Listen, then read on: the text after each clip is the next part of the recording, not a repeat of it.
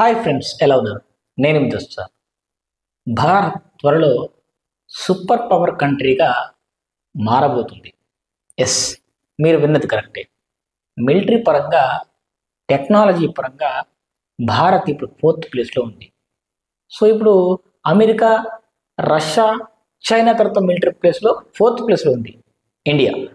ఇక మనము ఫైనాన్షియల్గా తీసుకుంటే కూడా 4th ప్లేస్లో ఉన్నాం. అమెరికా, ఆ తర్వాత చైనా, జర్మనీ, తర్వాత 4th ప్లేస్లో ఇండియా ఉంది. త్వరలో ఇంకొక 2 సంవత్సరాలు జర్మనీని వెనక్కి నెట్టి సో మన ఇండియా 3rd లార్జెస్ట్ ఎకానమీగా మారబోతుంది. సో దీంతో పాటు మన భారతీయులందరికీ ఒక గుడ్ న్యూస్ ఏంటంటే, మన భారతదేశంలో చమురు నిక్షేపాలు విపరీతంగా దొరికినాయి. ఒక్కటి కాదు, రెండు కాదు, 2000 సంవత్సరాల తరబడి మనం ఉపయోగించ తగ్గనటువంటి ఆయిల్ మన భారతదేశంలో దొరికింది. సో మన భారతదేశంలోని అండమాన్ నికోబార్ దీవుల్లో మరి చమురు నిక్షేపాలు భారీగా ఉన్నట్లు క్వాలిటీ పెట్రోలియం ఉత్పత్తులు మరి మనకు దొరికినట్టే లెక్క. సో ఈ లెక్క చొప్పున మరి ప్రపంచంలో ఉన్నటువంటి అనేక దేశాల్లో మరి ఎన్నో చమురు నిక్షేపాలు ఉన్నాయి. గల్ఫ్లో కావచ్చు, గయానా లాంటి దేశాల్లో కావచ్చు, రష్యాలో కావచ్చు, ఆయిల్స్ అండ్ పెట్రోలియం గ్యాస్ ఏవైతే ఉంటాయో అవన్నీ మన దగ్గర ఉన్నాయి. సో అవి డిస్కవరీ 1970-80 కాలంలో వచ్చినప్పటికీ ఉన్నాయని తెలిసినప్పటికీ పరిశోధనలు అంతగా జరగలేదు. అప్పట్లో మన ఇండియాలో అంత టెక్నాలజీ కూడా లేదు. సో ఈ విధంగా మన భారతదేశంలో అండమాన్ నికోబార్ దీవులు ఎక్కడ ఉంటాయంటే, మన భారతదేశానికి మరి ఇటు రైట్ సైడ్లో ఈ ప్లేస్లో ఉంటుంది. ఇది అండమాన్ నికోబార్ దీవులు. ఈ ప్లేస్లోనే మనకు భారతదేశానికి సుమారు 2000 సంవత్సరాల అవసరాలకు సరిపడా మరి పెట్రోలియం ఉత్పత్తులు ఇక్కడ ఉన్నాయి. ఇది మన భారతీయులందరికీ శుభవార్త అనమాట. సో ఇక దాని తర్వాత వచ్చినట్లయితే మన దేశంలో మన రీసెంట్గా జరిగినటువంటి ఒక ఇంటర్వ్యూలో మన పెట్రోలియం మరియు గ్యాస్ మరి కేంద్ర వనరుల మన మంత్రి ఎవరు అంటే హర్దీప్ సింగ్ పూరి అని చెప్పేసి మన కేంద్ర మంత్రి ఉంటాడు, పెట్రోలియం శాఖ మంత్రి.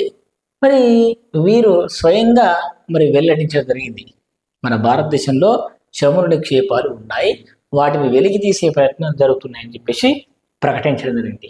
ఈ విధంగా ఇది ఇండియాకు ఒక పెద్ద జాక్పాట్ లాంటిది అనమాట. సో ఈ విధంగా అండమాన్లో భారీగా ఆయిల్ నిక్షేపాలు, ఈ వార్త ఆల్మోస్ట్ అన్ని పేపర్లో కూడా వచ్చింది.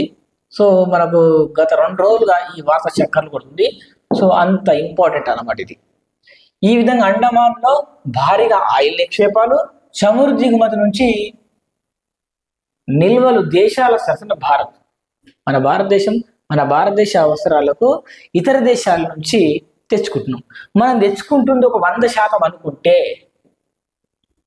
అందులో 85% మరి కేవలం పెట్రోలియం ఉత్పత్తుల మీదనే మనకు కావాల్సినటువంటి దిగుమతులన్నీ మనం క్లోజ్ చేసుకోవచ్చు.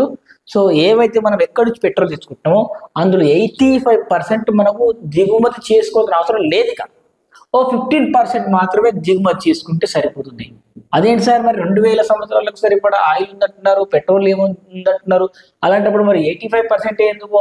మరి 100% మనకు కావాల్సింది దొరకదంటే దొరుకుతుంది, కానీ కొన్ని ఇంజన్ ఆయిల్ లాంటివి ఒక 10-15% మాత్రం వేరే దేశాల నుంచి కొన్ని ప్రత్యేకమైనటువంటి మూలకాలు ఉన్నటువంటి పెట్రోల్ మనకు కావాల్సి వస్తుంది, ఇంజన్ ఆయిల్ కావాల్సి వస్తుంది. సో ఈ విధంగా 85% అంటే అంత చిన్న విషయం కాదు.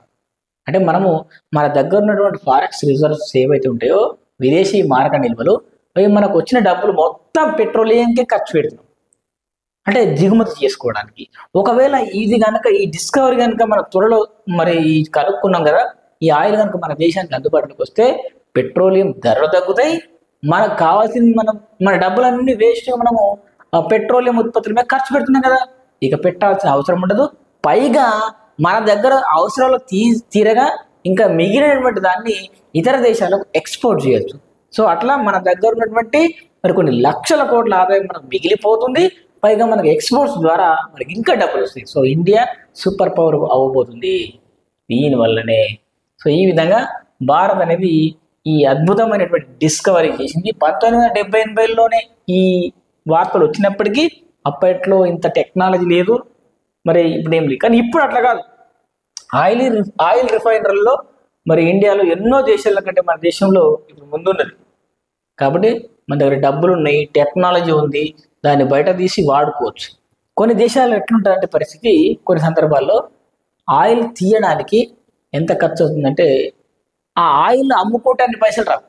అంటే మనకు లాభం కంటే నష్టమే ఎక్కువ. అలాంటి సందర్భంలో ఈ ఆయిల్ తీసి దాన్ని శుద్ధి చేసి, ఈ పెట్రోల్ తీసి దాన్ని శుద్ధి చేసి అది వాడుకునే బదులు వేరే దేశం నుంచి వస్తే కొనుక్కోవచ్చు కదా అనుకుంటారు. సో ఒక బ్యారెల్ ధర 6,000 సుమారు. సో ఈ విధంగా మన భారతదేశం మరి 2,000 ఏళ్ల వరకు సరిపడేటువంటి పెట్రోలియం ఉత్పత్తులు మన దేశం దొరికాయి. ఈ విధంగా అండమాన్లో 1,600 బిలియన్ బ్యారెళ్ల చమురు నిక్షేపాలు ఉన్నాయని మరి ప్రపంచంలో అత్యధిక భారీ నిల్వలు సౌదీ అరేబియాలో ఉన్నాయి. అక్కడ 24 బిలియన్ బ్యారెళ్ల చమురు నిక్షేపాలు ఉన్నాయంట. సో ఆ తర్వాత మన ఇండియాలో అది కూడా అండమాన్లో ఉన్నాయన్నమాట. సో ఈ విధంగా మనకు ఆల్మోస్ట్ ఒక 26,000 బోర్లేసి అది చెక్ చేసి అందులో ఉన్నటువంటి పర్సెంటేజ్ చూస్తే 45 to 50% పెట్రోలియం ఉంది. సో అంత క్వాలిటీది మన దగ్గర ఉందన్నమాట. సో ఈ విధంగా మనము ప్రతి సంవత్సరము ఈ పెట్రోలియం ఉత్పత్తులు కొనుక్కోవడానికి మనం ఎంత ఖర్చు చేస్తున్నాం తెలుసా? అక్షరాల 11 లక్షల కోట్లు. ఈ విధంగా 11 లక్షల కోట్లు మన సంపద కేవలం పెట్రోల్ కొనుక్కోవడానికి, పెట్రోలియం ఉత్పత్తులు కొనుక్కోవడానికి మనం ఖర్చు చేస్తుంది మన భారతదేశం. ఒకవేళ ఈ డిస్కవరీని కనుక అమల్లోకి తీసుకొస్తే, ఈ ఆయిల్ మొత్తం తీసి మన దేశం ఉపయోగించుకుంటే కనుక మనకు 9 లక్షల కోట్లు మనం మిగిలిపోతాయి. జస్ట్ ఒక 2 లక్షల కోట్లు ఖర్చు పెడితే చాలు. ఈ 2 లక్షల కోట్లు ఏంటంటే ఇంజిన్ ఆయిల్, కొన్ని ప్రత్యేకమైనటువంటి వాటి కోసం మనకు కొంత ఖర్చు చేయాల్సి వస్తుంది. ఆయిల్ దొరుకుతుంది, గ్యాస్ దొరుకుతుంది. సో ఇట్లా 9 లక్షల కోట్లు మిగిలిపోతాయి. అంటే ఈ పెట్రోల్ మనం వాడుకోవడమే కాకుండా మన తక్కువ చీప్ కాస్ట్కే మన భారతదేశంలో మరి పెట్రోల్ వస్తుంది. దాంతోపాటు ఇతర దేశాలకు అమ్ముకోవడం వల్ల కూడా ఇంకా డబ్బులు వస్తాయి. ఇట్లా మనం ఖర్చు పెట్టేది ఉండదు, ఇంకా డబ్బులు వస్తూ ఉంటాయి. సో ఈ విధంగా 2-3 రకాలుగా మనకు బంపర్ ఆఫర్ అన్నమాట ఇది. సో ఈ విధంగా ఇండియా త్వరలో సూపర్ పవర్ కంట్రీగా ఫైనాన్షియల్గా గ్రో అవుతుంది. టెక్నాలజీ బాగుంది, అలాగే మన ఫైనాన్షియల్గా గ్రో అయినామనుకో ఇంకాస్త బెటర్ పొజిషన్లో ఉంటాం. అమెరికా చైనా లాంటి దేశాలకు మనం చెక్ పెట్టవచ్చు. సో ఇప్పుడు అమెరికా చైనా లాంటి దేశాలు ఇప్పుడు భయపడుతున్న సందర్భం ఇది. ఎందుకంటే అయ్యో ఇప్పుడు ఇండియా ఎక్దమ్ డెవలప్ అయిపోతుందేమో, మాతో ఈక్వల్ అయిపోతుందేమో అనుకుంటారు. మన భారతదేశము సంస్కృతి పరంగా మరి ప్రపంచంలో నెంబర్ 1 పొజిషన్లో ఉంది. అమెరికా ఏంది, వీళ్ళందరూ వచ్చి ఆ భూభాగంలో నివాసం ఏర్పరచుకుని ఒక దేశంగా ఏర్పడింది అంతే. 50 దేశాలు మరి ఒక రాష్ట్రాలుగా మరి ఏర్పడి ఒక దేశంగా ఏర్పడింది. ఆ విధంగా అమెరికా సంయుక్త రాష్ట్రాలుగా ఏర్పడింది అంతే. కానీ మన ఇండియా అలా కాదు. ఇండియాకి చైనాకి ప్రాచీన కాలం నుండి నాగరికతలు ఉన్నాయి. కానీ ఇక్కడ చైనా ఉంది కరెక్టే, ప్రాచీన సంస్కృతులు ఉన్నప్పటికీ చైనా కన్నింగ్ అన్నమాట. ఇతర దేశాలను ఆక్రమించుకోవడము, బలవంతంగా ఇతర ప్రాంతాలను ఆక్రమించుకొని అక్కడ ఉన్నటువంటి సంపదలు మరి కొల్లగొట్టడం దాని పని. కానీ ఇండియా కాదు, ఒక మాట మీద నిలబడుతుంది.